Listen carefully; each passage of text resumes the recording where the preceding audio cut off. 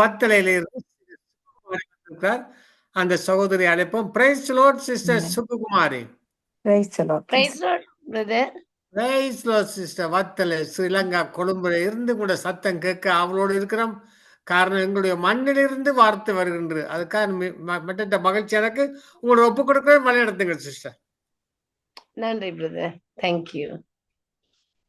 கிறிஸ்துவுக்குள் பிரியமான தேவனுடைய பிள்ளைகளே, உங்களை இயேசு கிறிஸ்துவின் நாமத்திலே நான் வாழ்த்தி வரவேற்கின்றேன். கர்த்தர் நல்லவராக இருக்கிறார். அவர் கிருபை எங்களுக்கு எப்பொழுது போதுமானதாக இருக்கிறது. நீங்களும் நானும் ஆராதிக்கிற தேவன் அவர் ஜீவனுள்ளவராக, ஜீவிக்கிறவராக, அவர் நேற்றும் என்றும் என்றும் மாறாத தேவனாக இருக்கிறார். அவரே அல்பாவும் ஒமேகாவும் ஆதியும் அந்தவுமாக இருக்கிறார். அல்லேலூயா. அவரே முந்தினவரும் பிந்தினவருமாக இருக்கிறார். அல்லேலூயா. கர்த்தர் நல்லவராக இருக்கிறார். அந்த நேரத்திலும் கூட சங்கமம் வானொலி மூலமாக நித்திய வெளிச்சத்துக்கூடாக உங்களை சந்திப்பதையிட்டு நான் மகிழ்ச்சி அடைகிறேன். அல்லேலூயா. கர்த்தர் நல்லவர் தேவ பிள்ளைகளே. அவர் கிருபை எங்களுக்கு எப்பொழுதும் போதுமானதாக இருக்கிறது. அதிகாலை தோறும் அவருடைய கிருபை எங்களுக்கு புதியவைகளாக இருக்கிறது. அல்லேலூயா. கர்த்தர் நல்லவர். நேரத்தை திருப்பிக் கொள்ளுங்கள். யோவான் 9வது அதிகாரத்துக்கான தலைப்பை நான் தருகிறேன். பிறவி குருடனை இயேசு சுகமாக்குதல் என்பதாக. அதாவது பிறவி குருடனை இயேசு சுகமாக்குதல் என்ற ஒரு வார்த்தையை நாங்கள் பார்க்கின்ற பொழுது, அது தாயின் வயிற்றிலே அங்கு பிறவி, அதாவது பிறவி குருடனாக அவன் பிறக்கிறான். தாயின் வயிற்றிலே கரு உருவாகும் பொழுதே அவன் குருடனாக அங்கு காணப்படுகிறான். ஆகவே இந்த உலகத்திலே அவனை பிரசவிக்கும் பொழுது அந்த தாய் ஒரு குருடனை பெற்றெடுக்கிறார். கர்த்தருடைய பிள்ளைகளே, இன்றைக்கு நாங்கள் எத்தனையோ விதமான காரியங்களை நாங்கள் பார்க்கிறோம் இல்லையா? இந்த நோய் சம்பந்தப்பட்ட காரியங்கள் இல்லையா? எவ்வளோ காரியங்கள். ஒன்று, பிறவியிலே அந்த இப்படியான சம்பவத்தோடு பிறக்கிற பிள்ளைகள் இருக்கிறாங்க. அல்லது நல்ல சுகதேகியாக பிறந்து இடையிலே பலவீனப்பட்ட இல்லையா? அநேக நோய்கள், அநேக கொள்ளை நோய்கள் வந்து எங்களுடைய சரீரங்களை ஆக்கிரமித்து கொண்டிருக்கிறதாக இருக்கிறது.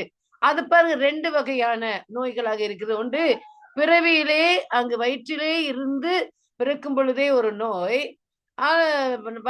2வது அடுத்த பகுதி, நன்றாக பிறந்து இடையிலே வருத்தங்கள், வேதனைகள், அப்படியான காரியங்கள் வருகிறது. இங்கு ஒரு சம்பவத்தை நாங்கள் பார்க்க போகிறோம். 9வது அதிகாரத்திலே பாருங்க, யோவான் 9வது அதிகாரத்திலே, அவர் அப்புறம் போகையில் பிறவி குருடனாகிய ஒரு மனுஷனை கண்டார்.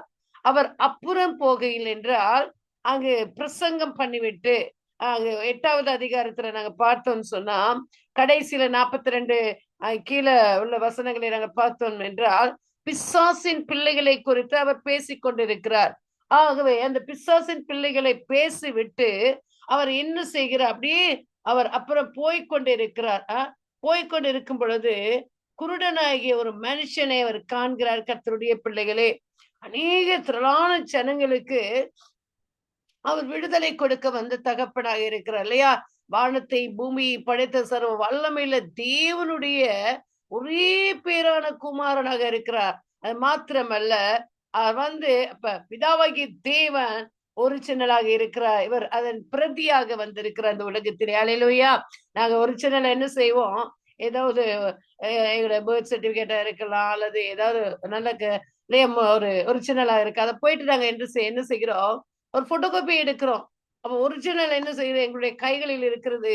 பிரதிகளைத்தான் நாங்க கொடுப்போம் மற்றவங்களுக்கு இல்லையா? ஒரிஜினலை நாங்க ஒரு நாளும் கொடுக்க மாட்டோம் இல்லையா? அதே போல நம்முடைய தேவனாகி கர்த்தர் பரலோகத்திலே அவர் ஒரிஜினலாக அவர் இருக்கிறார். பிரதியாக நம்மிடத்திலே வந்த தகப்பனாக இருக்க 2000 வருடங்களுக்கு முன்பதாக. அல்லேலூயா. ஆகவே அந்த தெய்வம் இந்த உலகத்தை நோக்கி பார்க்கிறது. அநேக பிள்ளைகள் போராட்டங்கள்ல இருக்கிறாங்க. அநேக பிரச்சனைகள், நோய் ஒரு பக்கம், பிசாசின் பிடி ஒரு பக்கம், பிசாசிங்க அநேக ஜனங்களை, கர்த்தருடைய பிள்ளைகளை ஆக்கிரமித்துக் கொண்டு, சீரழித்துக் கொண்டு, சித்திரவதை பண்ணி கொண்டு சரீரத்திலே போய் வேண்டிய விதமாக ஆளுகை செய்து கொண்டிருக்கிறான் பிசாசு. பிதாவாகிய தேவன் பார்க்கிறார் கர்த்தருடைய பிள்ளைகளே.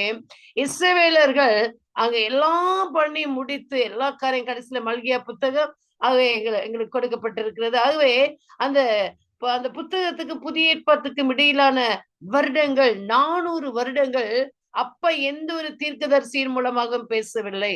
எந்த ஒரு காரியம் பேசாதபடி அவர் அப்படியே இருந்து விட்டார். 400 வருஷம் சொன்னா நினைச்சு பார்க்க முடியாது. அப்ப அந்த ஜனங்களோட இடைப்பட்ட நாட்கள், இஸ்ரவேல் ஜனங்களோட இடைப்பட்ட நாட்களையும், அவர் இடைப்படாத நாட்களையும், அந்த வெறுமையான நாட்களையும் நினைச்சு பார்க்கவே முடியாத ஒரு சூழ்நிலையாக இருக்கிறது. பாருங்க, இஸ்ரவேல் ஜனங்களோடு அப்பா எவ்விதமாக கிரியை செய்தார். எவ்வளவு கர்த்தருடைய பிள்ளைகளே, அப்படி அப்பா இருந்தார் இல்லையா? அவர்களோடு தான் நடந்தார். அவர்களோடு எல்லா சூழ்நிலைகளிலும் அந்த ஜனங்களோட தான் பரலோக தேவன் அங்கு வாசம் செய்து கொண்டே இருந்தார்.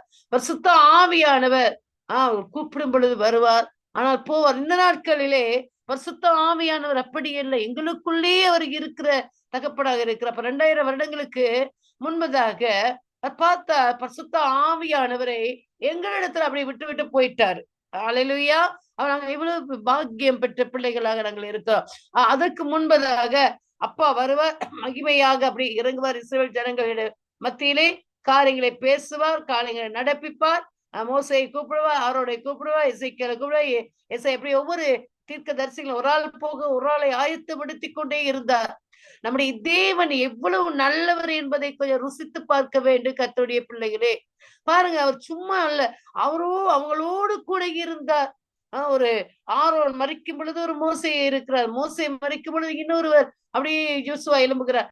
அப்படி பாருங்க, ஒவ்வொருவரையும் இந்த ஜனங்களுக்காக ஏற்படுத்தி பேசிக்கொண்டே இருந்த தகப்பன் தான் அங்கு 400 வருடங்களாக எந்த ஒரு பேச்சுவார்த்தை இல்லாதபடி அவர் உண்மையாக கோபித்து கொண்டு இருந்திருப்பார். நான் நினைக்கிறேன், இவ்வளவு காரியங்களை நான் செய்யறேன், என் பிள்ளைகளை என்னை புரிஞ்சு கொள்ளாம இருக்கிறாங்களேன்னு சொல்லி வேதனையோடு அவர் இருந்த 400 வருஷம் ஜனங்களை விட்டு விட்டார் கர்த்தருடைய பிள்ளைகளே. அதன் பின்பதாக பரலோக தேவன் எடுத்த தீர்மானத்தின் பின்பதாக வந்த பாலகன், நம்முடைய தகப்பன் பாலகனாக ஏழை கோலத்திலே பிறந்து இல்லையா, ஏழையாக பிறந்து நம்முடைய மத்தியில அவர் உலாவிக் கொண்டிருந்த தகப்பனாக இருக்கிறார். ஆகவே இப்படியாக வந்தவர் தான் நம்முடைய அதாவது அங்கு ஒரு சின்ன இருக்கிறது, இங்கு பிரதியாக வந்து கிரியை செய்து கொண்டிருக்கிறார். இந்த தெய்வம் என்னென்ன செய்கிறார் என்றால், இந்த காரியங்கள் எல்லாவற்றையும் அதாவது பிசாசின் பிள்ளைகளை குறித்து அங்கு பேசிவிட்டு அப்படியே போறாரு. போகும் பொழுது அவர் சொல்றாரு, பாருங்க, போகையில் பிறவி குருடனாகி ஒரு மனுஷனை கண்டார். அப்பொழுது அவருடைய சீஷர்கள் அவரை நோக்கி, ரபி, இவன் குருடனாய் பிறந்து யார் செய்த பாவம்? இன்றைக்கு நாங்க எங்கள்கிட்ட இருக்குது நிறைய கர்த்தருடைய பிள்ளைகளை நிறைய கேள்விகள் இருக்குது. எல்லாம் பாருங்க, உலக சிறப்பு இது. இந்த விஷயம் எங்களுக்கு தெரிஞ்சனால நாங்க பேச மாட்டோம் இதை குறித்து இல்லையா. ஆகவே யாரையாவது ஒரு போதகரை கொண்டு போய் காண்பிப்போம், அதுக்குரிய அந்த பரிகாரங்களை நாங்க நாங்க கற்றுக்கொண்டிருக்கோம். பதிலே எங்களுக்கு தெரியும் இல்லையா. இன்னைக்கு உலக ஜனங்கள் கதைக்கிற கதைகள், ஐயோ பாருங்க, இந்த பிள்ளை ஏன் இப்படி பிறந்திருக்குன்னா, நிறைய பிள்ளைகளை நான் அவதானிச்சிருக்கிறேன், நிறைய பிள்ளைகளை நான் பார்த்திருக்கேன். வலது குறைஞ்ச இடத்துல போய் நீங்க பாத்தீங்கன்னு சொன்னா அவ்வளவு வேதனையா இருக்கும். ஆகவே அந்த மாதிரி பிள்ளைகள் இருப்பாங்க. ஆகவே அது மாத்திரமல்ல, இந்த குருடர்கள் இல்லையா, கண்ணு தெரியாம இருக்கும். பாருங்க, கண் தெரியாத ஹாஸ்பிட்டல்ல போயிட்டு பாருங்க, எவ்வளவோ அந்த பிறவி குருடர்கள் பிள்ளைகள் இருக்கிறாங்க. ஆண்கள் பெண்கள் வாலிப பிள்ளைகளா மாறி ரொம்ப வேதனையா இருக்கும். அதை பாக்குற நேரம் துக்கமா இருக்கும் இல்லையா. சப்பானிகளை பாருங்க, அவங்க பிறவியிலே சப்பானிகளா பிறந்திருப்பாங்க. நான் எங்க முன்ன இருந்த வீட்டுல அங்க முன்ன நான் மேரேஜ் பண்ணி வந்த புதுசுல ஒரு அங்க இருந்தோம் நாங்க எங்க அத்தட வீட்டுல.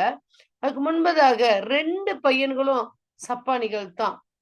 நடக்க முடிய கால் இல்ல, கால் இருக்குது ஆனா சின்ன ஒரு கால், முகம் அழகான ஒரு முகம், கையெல்லாம் நல்லா இருக்குது, உடம்பு கட்டையா இருக்குது, காலுக்கு சின்னது. பாருங்க, அந்த மாதிரி காரியங்கள்லாம் இருக்கிறது. நாங்க அவங்களெல்லாம் பார்த்தோன்னே இங்க சபிக்கப்பட்டவர்கள். இந்த பாருங்க, 2 பையனும் சபிக்கப்பட்டவர்களா இருந்து குடும்பம் சாம நிறைஞ்ச குடும்பமா இருக்கிறது என்று நாங்க வாய் நிறைய பேசுவோம் இல்லையா.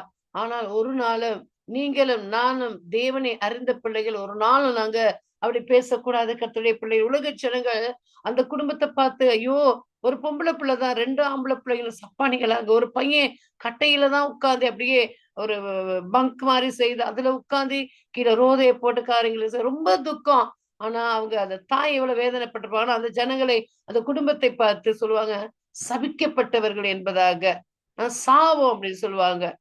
அதுவல்ல, பாருங்க கர்த்தருடைய பிள்ளைகளே, இந்த உலக ஜனங்கள் பேசுகிற அந்த வார்த்தைக்கு கர்த்தருடைய பதில் விதமாக வருகிறதா இருக்கிறது. பாருங்க, அவர் சொல்றாரு, அதே போல சீசருக்கு ஒரு டவுட் வந்துட்டு அவர் கேக்குறாங்க பாருங்க.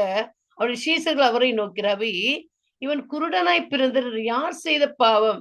இவன் செய்த பாவமா, இவனை பெற்றவர்கள் செய்த பாவமா என்று கேட்டார்கள். சில வேளை அந்த மாதிரி குழந்தை பிறந்ததுக்கு உங்க தாய் தகப்பன் ஏதாவது செய்திருப்பாங்களா? பாவம் செய்திருப்பாங்களா? அல்லது இவர்களுடைய மூதாதையர்கள் இவர்களை பெற்ற தகப்பன்மார் தாய் தகப்பன் பாவம் செய்திருப்பார்களா? அல்லது அதுக்கு முன்பதாக இருக்கிறவங்க ஏதாவது சாபக்கேடான காரியங்களை செய்திருப்பார்களா? பயங்கரமான ஒரு கொடுமையான காரியங்களை செய்திருப்பார்களா? அப்படின்னு சொல்லி நாங்க அப்படி தெரியாத தலைமுறைகளை கூட நாங்க சிந்திக்க முடியும். எங்களுக்கு சிந்திக்க முடியும். இவ்விதமாகத்தான் 2000 வருடங்களுக்கு முன்பதாக அந்த ஜனங்களின் மத்தியிலே அங்கு சீஷர்களுக்கு ஒரு கேள்வி வந்தது. கர்த்தருடைய பிள்ளைகளே, பாருங்க, அவர் சொல்றாரு, கேட்டோன்னு இயேசு பிரதியுத்தரமாக, அது இவன் செய்த பாவம் அல்ல, இவனை பெற்றவர்கள் செய்த பாவம் அல்ல. பாத்தீங்களா? எவ்வளவு அருமையான ஒரு காரியத்தை பரலோக தெய்வம் இந்த உலகத்திலே வந்து வெளிப்படுத்துகிறார். இவங்க செஞ்ச பாவம் கிடையாது, அந்த பிள்ளை என்ன பாவம் செய்தது இல்லையா? பரலோகத்துல இருந்து பாவம் செய்து அப்படியே வயிற்றுக்குள்ளே வந்தது இல்லையா? ஆனா இவங்க செய்த இந்த பாவம் கிடையாது, பெற்றோர் செய்த பாவம் கிடையாது, இவன் செய்த பாவம் கிடையாதுன்னா, இவன் செய்த பாவம்னு சொல்லி யோசிக்கல. இது எத்தனையோ பிறவிகள் இருக்கிறது. ஆனா ஏதோ ஒரு பிறவியில அவன் பாவம் செய்திருப்பான் போலக்கு, அதான் இந்த பிறவியில இப்படி இருக்கிறான்னு சொல்லி உலக ஜனங்கள் கதைப்பாங்க. ஆனா எங்களுக்கு அப்படி இல்லை, கர்த்தருடைய பிள்ளைகளே. ஆகவே இங்க சொல்லப்படுகிறது, தேவனுடைய கிரியைகள் இவனிடத்து வெளிப்படும் பொருட்டு இப்படி பிறந்தான். அவன் பிதாவாகிய தேவனுடைய கிரியை வெளிப்படும் பொருட்டு இவன் இப்படி பிறந்தான் என்பதாக அங்கு சொல்லப்படுகிறதாக இருக்கிறது இல்லையா? மறுமொழியாக எப்படி சொல்றாரு? தேவனுடைய செயல், கிரியை என்றால் செயலாக இருக்கிறது, செயல் வெளிப்படும்படியாக இப்படி ஏற்பட்டு இருக்கிறது என்பதாக அவர் சொல்லுகிறார். கர்த்தருடைய பிள்ளைகளே, இன்றைக்கு அதுதான் நடக்கிறது இல்லையா? பரிசுத்த ஆவியானவரை அப்பா எங்களிடத்துல விட்டு எல்லா காரியங்களையும் பாருங்க பழக்கி விட்டு போயிருக்கிறார் சீஷர்களுக்கு. சீஷர்கள் வந்து கைகளை வைக்கும் பொழுது நோயாளிகள் சொஸ்தமானார்கள். அப்ப இஸ்ரவேல் ஜனங்களிடத்துல அப்பேற்பட்ட ஒரு காரியங்கள் இல்லை, ஆனா இருந்தது. எலிசா தீர்க்கதரிசி நாகமான விதமாக சுகமாக்கினார். கைகளத்தோட யோர்தான் நதிக்கரையில போய் நீ 7 தடவை மூழ்கு, உனக்கு சுகம் கிடைக்கினார். அப்ப அவர் விசுவாசம் எதிலே தங்கி இருக்கிறதுல போய் மூழ்கினால், அவருடைய விசுவாசம் கீழ்ப்படிந்து முதல்ல இருதயத்திலே அவர் நினைக்கிறார், எனக்கு சுகமாகும் சொல்லி. 2வது, நான் சுகமாக வேண்டும் என்பதாக நினைக்கிறார். அடுத்ததாக கீழ்ப்படுகிறார் இல்லையா? அடுத்ததாக போய் அதுக்குள்ளே மூழ்கிறார். அங்கு ஒரு சிறு பிள்ளையின் உடலை போல மாறிவிட்டது. அவங்க நிறைய காரியங்கள் அதே போல எரியாவும் காரியங்களை செய்தார் இல்லையா? அப்ப மரித்து போல சிறுமியை உயிரோடு எழுப்பினா நிறைய காரியங்கள் இருக்கிறது. ஆனாலும் இங்கே நம்முடைய கர்த்தராகிய ஆண்டவர் என்ன செய்கிறார் என்றால், கர்த்தருடைய பிள்ளைகளே சொல்லுகிறார் பாருங்க, இயேசு பிரதித்திரமாக இது அதாவது இவன் செய்த பாவம் அல்ல, இவனை பெற்றவர்கள் செய்த பாவம் தேவனுடைய கிரியை விடத்தில் வெளிப்படும் பொருட்டு இப்படி பிறந்தான். தேவனுடைய கிரியை வெளிப்படும் பொருட்டு. அப்ப சீஷர்களை அப்பா அபிஷேகம் பண்ணிட்டாரு, அதுக்கு எங்களுக்கு ஒரு காரியத்தை கொடுத்துட்டாரு இல்லையா? நீங்க போய் அவங்க மேல விசுவாசத்தோட கைகளை வச்சீங்கன்னு சொன்னா உடனே சுகமாகுவாங்க அப்படிங்கிற ஒரு பாருங்க ஒரு காரியத்தை எங்களுக்கு கொடுத்துட்டாரு இல்லையா? ஒரு அதிகாரத்தை எங்களுக்கு கொடுத்துட்டு, அந்த அதிகாரம் இந்த நாட்களிலே சரியானபடி பயன்படாதபடி இருக்கிறது. கர்த்தருடைய பிள்ளைகளே, அப்ப அப்பாவுடைய அந்த அதிகாரத்தை நாங்கள் பெற்றவர்களாக இந்த நாட்களிலே நாங்கள் இருக்க வேண்டும். பாருங்க, யோவானு பேதுரு என்ன செஞ்சாங்க? அப்பா எடுத்துக்கொள்ளப்பட்டுட்டாரு. இப்ப அவங்களுக்கு ரொம்ப ஒரு கவலையான ஒரு காரியம் இல்லையா? இயேசுப்பா அவங்களோடயே கூட இருந்தாரு, அவங்க எல்லா காரியங்களையும் விட்டு இவருக்கு பின்னுக்கே வந்தாங்க. ஆனா பாருங்க, அவங்க அலங்கார வாசல்ல என்ன நடக்குது? அப்படியே சப்பாடி உட்கார்ந்து இருக்கிறான். சொல்லி பாக்குறாங்க, இயேசுவின் நாமத்தினால் எழுந்து நட அப்படின்னு சொன்னானே அவன் துள்ளி குதிச்சு ஓடிட்டான். அப்ப அந்த வல்லமை வந்து பேதுருக்கும் யோவானுக்கும் அந்த வல்லமை கொடுக்கப்பட்டது, அதிகாரம் கொடுக்கப்பட்டது. அந்த அதிகாரத்தை பயன்படுத்தினது நிமித்தம் அவன் சுகமானான். இன்றைக்கு கர்த்தருடைய பிள்ளைகள் நீங்களும் நானும் தான் அந்த அதிகாரத்தை நாங்கள் சரியானபடி பெற்றுக்கொள்ளாதபடி இப்படி இருக்கிறோம். இன்னைக்கு எத்தனை பிள்ளைகள் பாருங்க, மண்டபமா கட்டப்பட்டு இருக்கிறது. குருடர்கள் தனியா, பிறவி குருடர்கள் தனியா. வலது குறைஞ்சு அது சப்பானிகள் தனியா அங்க கட்டப்பட்டு அங்க போய் பாக்குற நேரம் பிள்ளைகளை முடியாது. அவ்வளோ வாலிப பிள்ளை, அழகான பிள்ளைகளை கண்ணே இல்ல. ஆனா அந்த கண்ணு தெரியவே தெரியாது. தடவிக்கிட்டு சாயோ ரொம்ப துக்கமாக இருக்கிறது. அப்ப நாங்க இன்றைக்கு எங்களிடத்திலே அந்த அப்பாவுடைய அந்த அதிகாரத்தை பெற்றுக்கொள்ளாதபடி அந்த பிள்ளைகளுடைய அந்த கட்டுகளை அவிழ்க்க முடியாதபடி நாங்க இன்றைக்கு காணப்படுகிறோம்.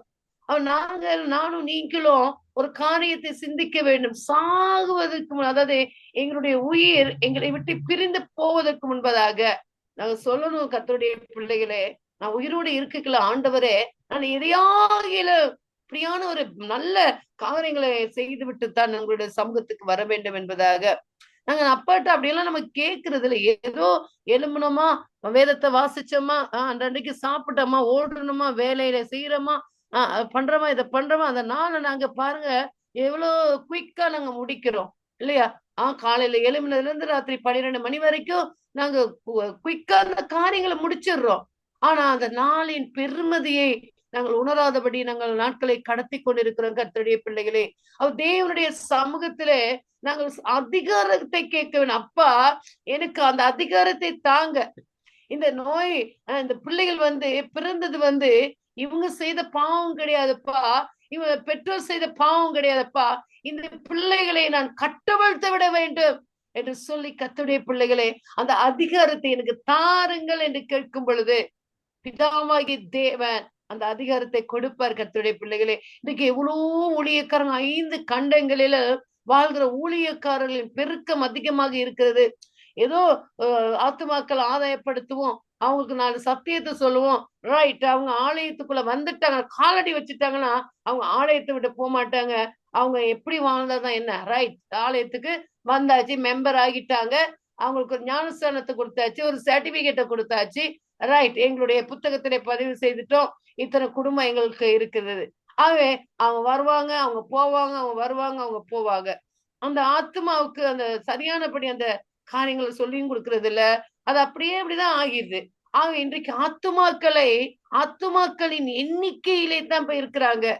என் சபையில இத்தனை ஆத்துமாக்கள் இருக்கிறது, என் சபையில இவ்வளவு ஆத்துமாக்கள் இருக்கிறது, நாங்க ஊழியர் செய்யறோம் அப்படின்னு சொல்லி காரியங்களை நடப்பிக்கிறார்களே ஒழிய இந்த அதிகாரத்தை பெற்றுக்கொள்வதற்கு முயற்சிப்பதில்லை. நீங்களும் நானும் கூட தான் கர்த்தருடைய பிள்ளைகளே.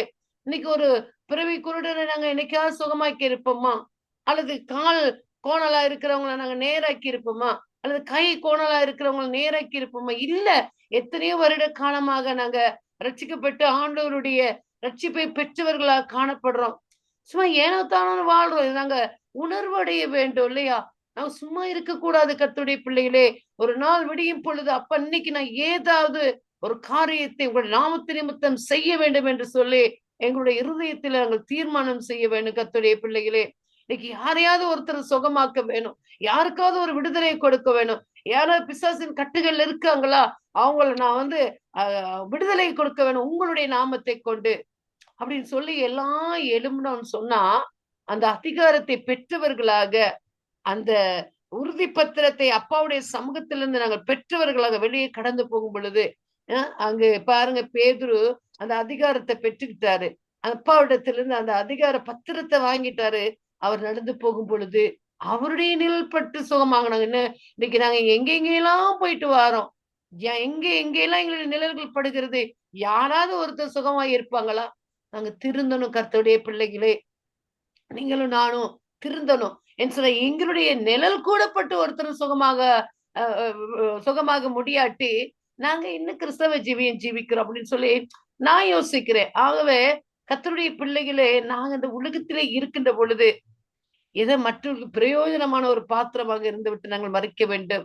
ஆகவே இங்கு பிதாவாகிய தேவன் அவர் பாருங்க, தன்னுடைய குமாரன் இந்த உலகத்திலே அனுப்பின பொழுது அவர் சொல்றாரு, அழகா சொல்றாரு இல்லையா, இவன் செய்த பாவம் கிடையாதுப்பா, இவன் பெற்றோர் செய்த பாவம் கிடையாது, தேவனுடைய கிரியைகள் இவ்விடத்தில் வெளிப்படும் பொருடைப்படியாக பிறந்தான். இப்படி பிறந்தான், தேவனுடைய கிரியைகள் தேவனுடைய செயல்பாடு வெளிப்படும்படியாக ஆகவே இப்படி பிறந்தான் என்பதாக அவர் அழகாக சொல்லுகிறார். கர்த்தருடைய பிள்ளைகளே, பாருங்க, அடுத்ததாக பகற்காலமாக இருக்க மட்டும் நான் என்னை அனுப்பினவருடைய கிரியைகளை செய்ய வேண்டும். ஒருவனும் கிரியை செய்யக்கூடாத ராக்காலம் வருகிறது. இப்ப என்ன அப்பா சொல்றாரு, பகல் காலம் வரும் மட்டும். அப்ப பகல் நேரத்துல நாங்க எத்தனை காரியங்களை தான் நான் சொன்னேன்.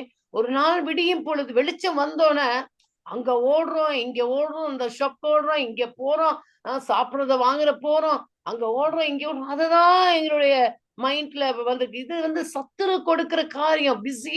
பிஸி ஆக்கி விட்டுறது எங்களை.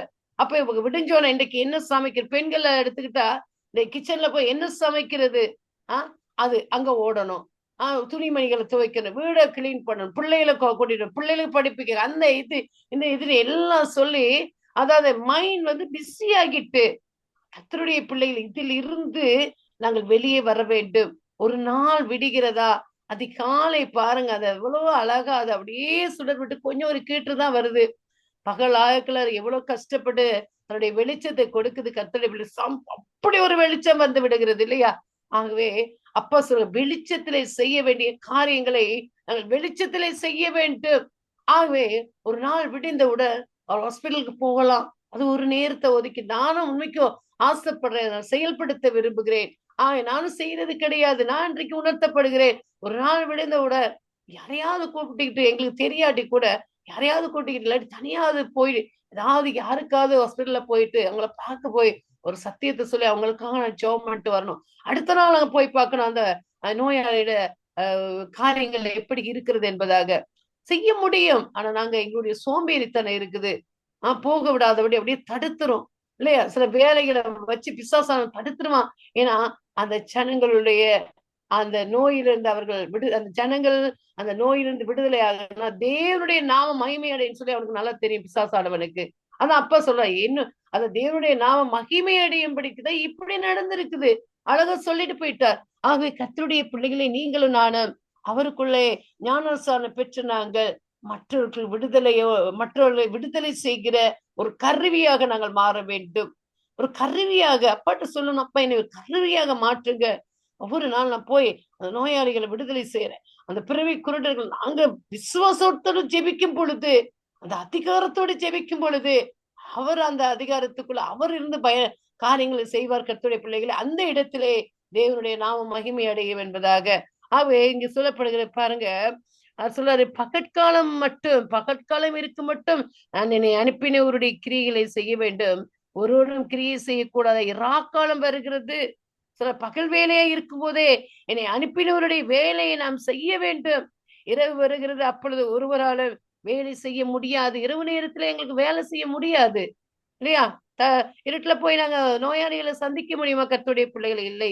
அவர் சொல்லுகிற நான் உலகத்தில் இருக்கையில் உலகத்துக்கு ஒளியாய் இருக்கிறேன் என்ற இன்றைக்கு நீங்களும் நானும் நான் உலகத்தில் இருக்கையிலே நானே உலகத்தின் ஒளியாய் இருக்கிறேன் அப்பா சொன்னார் இல்லையா? அவர் இருக்கிறனால அந்த வெளிச்சம், ஆனா அந்த வெளிச்சத்தை எங்களுக்கு கொடுத்து விட்டு கடந்து போய்விட்டு அவர் சும்மா போகல. அவர் எங்களை சும்மா அனாதரா விட்டுட்டு போல, அவர் அதிகாரத்தை கொடுத்து விட்டு போனார். அந்த மத்திய சுவிசேஷம் அந்த கடைசி அதிகாரத்துல நீங்க தேள்களை இல்லையா சொன்னாரு, நிறைய காரியங்கள் சொல்லி இருக்கிறார் இல்லையா? சர்ப்பங்களை மிதிப்பீர்கள், அதாவது சூனியத்தை எடுப்பீங்க, எல்லா அதிகாரத்தை அப்பா எங்களுக்கு கொடுத்து விட்டு போயிருக்கிறார். இன்றைக்கு நீங்களும் நானும் அந்த அதிகாரத்தை பெற்றிருக்கிறோமா? கர்த்தருடைய பிள்ளைகளாங்க நீங்களும் நானும் எத்தனை வருஷம் நாங்க ரட்சிக்கப்பட்டிருக்கிறோம் இல்லையா? அந்த ரட்சிக்கப்பட்ட நாள் ஒரு பிறவி குருடனை நாங்க சுகமாக்கி இருப்போமா? அதான் நான் சொன்னேன், ஒரு நோயாளியை நம்ம சுகமாக்கி இருப்போமா? இல்லை கர்த்தருடைய பிள்ளைகளே, எங்களுடைய ஜீவம் இப்படி இருக்கவே கூடாது. இந்த நாள்ல நாங்கள் ஒரு தீர்மானம் எடுக்க வேண்டும். கர்த்தருடைய பிள்ளைகளே, ஆண்டவரே உங்களுடைய அதிகாரத்தை எங்களுக்கு தாங்கப்பா. உங்களுடைய அதிகாரத்தை எங்களுக்கு தருவாரு கர்த்தருடைய பிள்ளைகளே. அவர் கொடுக்கிற தகப்பன் இல்லையா? ஆகவே அவர் சொல்றாரு, இவைகளை சொல்லி அவர் தரையில பாருங்க, அவர் என்ன காரியத்தை வேற எந்த ட்ரீட்மெண்ட்டும் அதுக்கு செய்யல. இவைகளை சொல்லி அவர் தரையிலே துப்பி உமிழ்நீரினால் சேருண்டாக்கி அந்த சேற்றை குருடனுடைய கண்களில் பூசி வேற எந்த இலக்கொலையை கொண்டு போயிட்டு பெரிய காரியங்களை செய்யல. பெரிய மருத்துவ செடிகள் உள்ள பெரிய காட்டுக்கெல்லாம் போயிட்டு சீசர்களை கொண்டு அனுப்பி அந்த மருந்து இருக்கு, இந்த இலக்கொலையெல்லாம் இருக்கு, எல்லாம் பிச்சுக்கிட்டு வாங்க, அதை நான் கசக்கி ஊத்தி காரியங்கள் செய்யறேன்னு சொல்லல. கீழே தரையில அந்த மண் இல்லையா, மண் என்று பிதாவாகிய தேவன் அந்த இடத்துல நினைவு கூறுகிறார். மண்ணுல தன்னுடைய உமிழ் நீரை அப்படி துப்பி கர்த்தருடைய பிள்ளைகளே சேருண்டாக்கி பூசுறார் பாருங்க.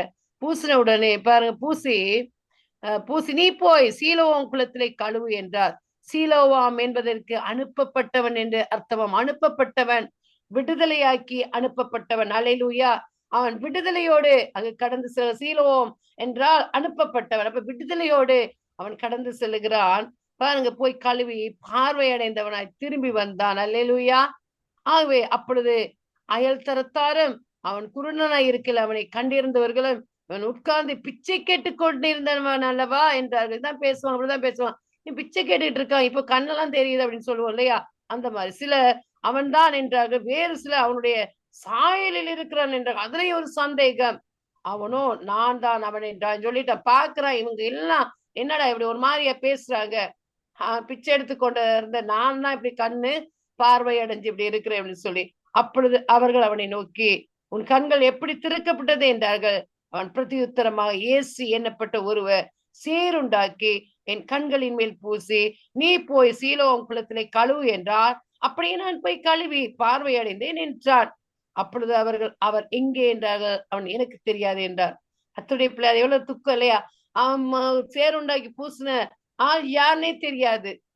அப்ப பாருங்க, இவ்வளவு பெரிய அற்புதமான தேவன். அப்ப இன்றைக்கு நீங்களும் நானும் தேவனுடைய அதிகாரத்தை பெறுவதற்கு முயற்சி எடுக்க வேண்டும். நீங்களும் நானும் தேவனுடைய சமூகத்துல அமர்ந்து கேட்போம் கர்த்தருடைய பிள்ளை இந்த நாளில் இருந்து.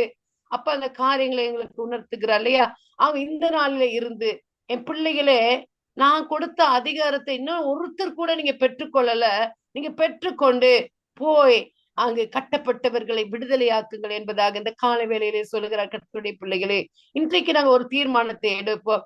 ஆண்டவரை விடியும் பொழுது எனக்காக நான் விடாமல், எனக்காக சாப்பிட்டு கொண்டே இருக்காமல், எனக்காக என் குடும்பம், என்னுடைய கணவர், என்னுடைய பிள்ளை, என்னுடைய மனைவி என்று நாங்கள் ஓடிக்கொண்டே இருக்காமல், ஆண்டவரே ஒரு நேரத்தை விடிந்து வந்தோன ஒரு நேரத்தை ஒரு நோயாளியை ஹாஸ்பிட்டல்ல போய் நான் சந்தித்து அவர்களுக்கு விடுதலை கொடுப்பதற்கு எனக்கு உத்தரவாதம் தாங்க. அந்த அதிகாரத்தை, அந்த சர்டிபிகேட்டை எனக்கு தாங்கப்பா என்று இதனாலே நாங்கள் கேட்போம் கர்த்தருடைய பிள்ளைகள். அவர் கொடுக்கிற தகப்பனாக இருக்கிறார். அவர் நன்மையானதை கேட்கும் பொழுது அவர் எங்களுக்கு கொடுப்பார். ஆக இந்த நாளை ஒரு தீர்மானம் எடுப்போம். ஒவ்வொரு நாள் நாங்கள் போய் ஒரு நோயாளிக்காக நாங்கள் ஜெபிப்போம்.